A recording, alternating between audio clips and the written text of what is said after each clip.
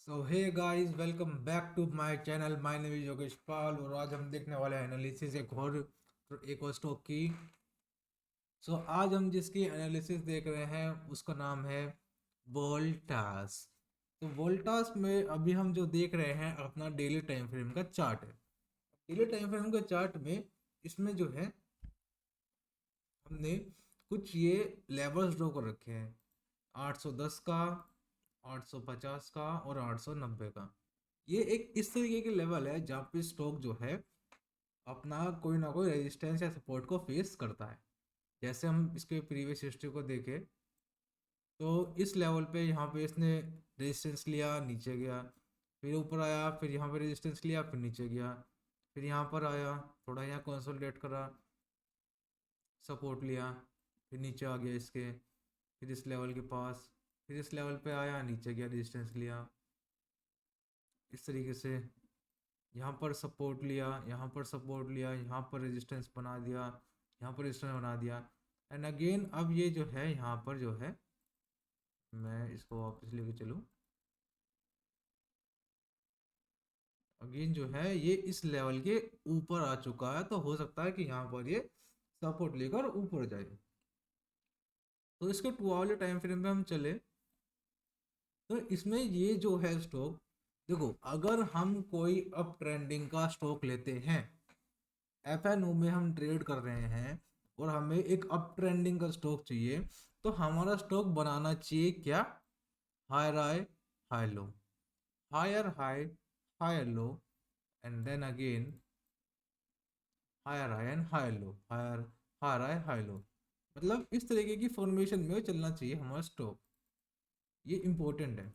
तो अभी हम देखें तो वोल्टास जो है कुछ दिनों से क्या कर रहा है, वोल्टास ने हाई बनाया, हाई लो बनाया, फिर हायर हाई बनाया, फिर उससे हाई लो बनाया, फिर हायर हाई बनाया, फिर उससे हायर लो बनाया। अभी ये कंसोलिडेशन के फेस में चल रहा है। हम ये नहीं कह रहे कि अब इसने हायर हाई बनाना बंद कर दिया, ऐसा नहीं है, इसने बंद नहीं करा। ये एक तरीके की कंसोलिडेशन फॉर्म कर रहा है। कंसोलिडेशन, अपनी प्राइस को कंसोलिडेट कर रहा है, कंसोलिडेट करके फिर ऊपर जाएगा। तो अभी हमने क्या करा, ये जो लाइन ड्रॉ करी है ये वाली, ये एक तरीके से एक इसकी सपोर्ट लाइन है। अगर मैं इसकी थोड़ा चेंज करूं, ये एक सपोर्ट लाइन है, इसको थोड़ा छोटा कर दूं तो इस लाइन का इस लाइन का क्या मतलब है कि जब भी स्टॉक इस लाइन पर आता है ऊपर जाता है। यहाँ पर आया, ऊपर गया, यहाँ पर अगेन टच करा, फिर ऊपर गया, यहाँ पर टच करा, थोड़ा सा ऊपर गया, लेकिन अभी इसी एरिया के पास है।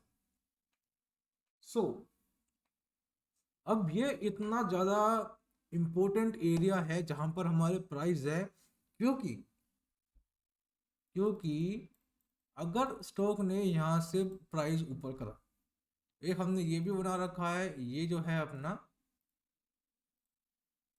ये भी एक लेवल है छोटे टाइम फ्रेम का, कि स्टॉक जब भी इस एरिया के पास आता है ना, ये 5 मिनट का हमने खोल दिया, कि जब भी स्टॉक इस एरिया के पास आता है, इस लाइन के पास आता है, तो यहाँ से ये रेजिस्टेंस को फेस करता है।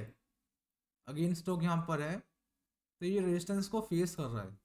अब हमारा स्टॉक जो है इस लाइन के भी पास आ चुका और इस लाइन के पास आ चुका, तो या तो वो ऊपर निकलेगा या वो नीचे निकलेगा। लेकिन लेकिन जो इस स्टॉक का पास्ट है, देखो जो पास्ट होता है ना किसी भी चीज का, वो उसके फ्यूचर को डिफाइन करने की क्षमता रखता है। स्टॉक का पास्ट ये है कि ये एक higher high and higher low की फॉर्मेशन बना रहा है। तो मोस्ट प्रोबेबिलिटी ये कहती है कि इसमें हायर चांसेस है कि स्टॉक यहाँ से ब्रेक करे और ऊपर की तरफ जाए। ऐसा नहीं होगा, जरूरी नहीं है कि कल ही यहाँ चला जाए।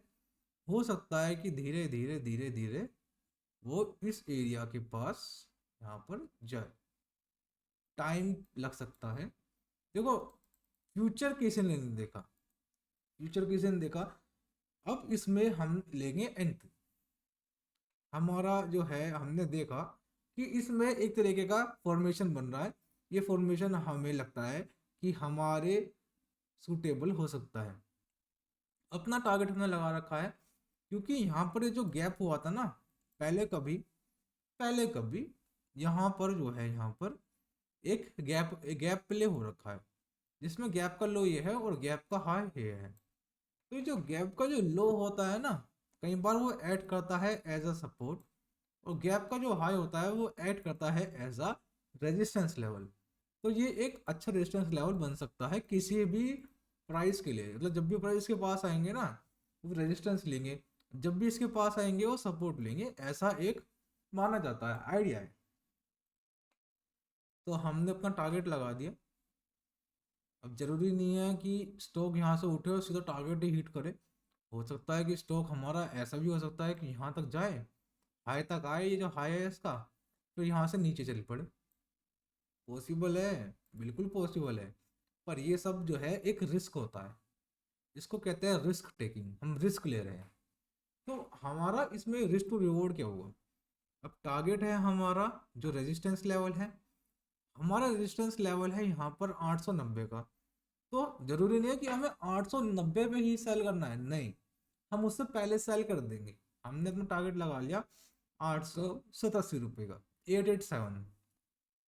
और जो हमारा रिस्क होगा, ये जो हमारा प्रीवियस लो है, ये वाला, छोटे टाइम फ्रेम पर हम आए, तो ये जो हमारा प्रीवियस लो था ना, ये वाला, ये ये हमारा प्रीवियस लो है।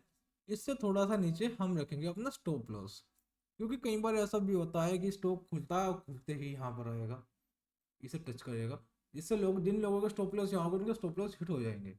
लेकिन अगर ये इससे भी नीचे जाता है, यहाँ तक जाता है, तो दुख के साथ, विद पेन, हम अपना लॉस ले लेंगे और इसको छोड़ देंगे, राइट। तो ये हमारी एनालिसिस है। अब हम देखते हैं क्या होगा इसमें। हम, उम्मीद है, देखो कितनी अच्छी तरीके से इस लाइन के पास आके सपोर्ट लेता है, 2 3 4, अब पांचवी बारी यहाँ पर आ रहा है। उम्मीद है कि यहाँ से ये ऊपर जाए, ये खाली एक रिस्क की बात है और कोई बात नहीं है। ऐसा नहीं है, कोई गारंटी नहीं है कि यहाँ से ऊपर ही जाएगा। यहाँ से अगर नीचे चला गया ना तो लॉस भी होगा, होता है, और कोई बात नहीं। अब हम इसमें इसका दिसंबर का फ्यूचर परचेज करेंगे। मेरी उम्मीद है कि मैं एक लोट 600 क्वांटिटी का होता है, मैं चाहता हूँ कि मैं इसमें 3 लोट लूँ। 3 लोग बैठेंगे, 2,73,000 रुपये के, और जो है मार्जिन मुझे मिल जाएगा लगभग 12 लाख के आसपास का। सो देखते हैं, देखो कैसा ट्रेड होगा, एंड मिलते हैं आपसे अगेन जब हम इसमें से एंट्री लेकर फिर इसमें से एग्जिट लेंगे। तो wish you all the best and we will meet again. हमारी एनालिसिस ये थी कि जब भी वोल्टास अपने प्री इसके जो हमने पैटर्न बनाया है, जब भी वो इसके लोस के पास आता है तो यहाँ से करता है, वो एक लेता है सपोर्ट, बार बार यहाँ से सपोर्ट लेता है। सो हमने यहाँ पे उसका एनालिसिस करी थी, तो यहाँ पे उसको लेना था सपोर्ट। और जब भी अपना इस लाइन के पास आता है, अपवर्ड के रेजिस्टेंस के पास आता है, तो यहाँ से लेता है ये रेजिस्टेंस। सो हमारी एनालिसिस भी कुछ इस तरीके से थी, हमने भी ऐसे ट्रेड ले रखी थी। हमारा रीज़न था, पहला रीज़न, इसके पास आएगा लाइन के पास, वो सपोर्ट लेगा।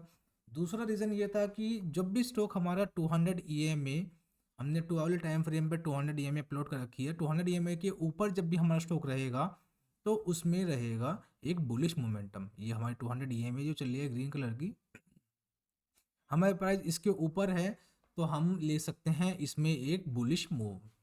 तो हमारे हो गई पहला रीज़न, ये लाइन के पास है, अपने सपोर्ट के पास है, सपोर्ट ट्रेंड लाइन के पास है। दूसरा रीज़न ये 200 EMA के ऊपर है। तीसरा रीज़न इसमें हो सकता था उस वक्त कि ये 30 मिनट की 200 EMA के भी ऊपर था। लेकिन इस वाले रीज़न को हम इतना यूज़ इसलिए नहीं करते क्योंकि 30 मिनट का टाइम फ्रेम पर 200 EMA की इतनी कुछ खास वैल्यू नहीं होती मेरे मायने में। मतलब होती है लेकिन मैं इतना नहीं मानता।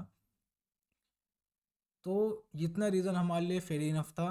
बाकी हमने कुछ ये इम्पोर्टेंट लेवल्स भी ड्रॉ कर रखे थे जिसके पास हमारा स्टॉक था, जहाँ पे सपोर्ट ले रहा था। तो रीज़न हमारे पास किसी भी ट्रेड में लेने के लिए 3 से 4 रीज़न होते हैं। इसमें हम हमारा रिस्क टू रिवॉर्ड जो चल रहा था वो 5-6:1 का तुम मान सकते हो रिस्क टू रिवॉर्ड था। बट कोई बात नहीं, हमने अपना रिस्क टू रिवॉर्ड फॉलो नहीं करा, हमने अपनी स्ट्रैटेजी को फॉलो नहीं करा। अल्टीमेटली कुछ दिनों बाद हमारा टारगेट हिट हुआ, टारगेट हिट हो गया और उससे भी ऊपर हमारा स्टॉक चला गया। खैर अगर इस ट्रेड में मैं एग्जीक्यूट करता, इसमें मैं बेटर रहता, तो मैं इसको यहाँ पर कहीं पर बेच चुका होता, ये मूव को मैं शायद नया कैप्चर करता तब भी। लेकिन इसी चीज़ों से सीखने को मिलता है। कोई बात नहीं, एनालिसिस हमारी अच्छी थी, हमारी एनालिसिस स्ट्रॉन्ग थी और इसी तरीके की एनालिसिस वर्क करती है इन द लॉन्ग रन। जब भी तुम ट्रेड करते हो अपना एक क्राइटेरिया बनाओ, अपनी एक स्ट्रैटेजी बनाओ और उसी स्ट्रैटेजी में ट्रेड करो, तो in the long run you will make money. So wish you all the best and we will meet again in another video.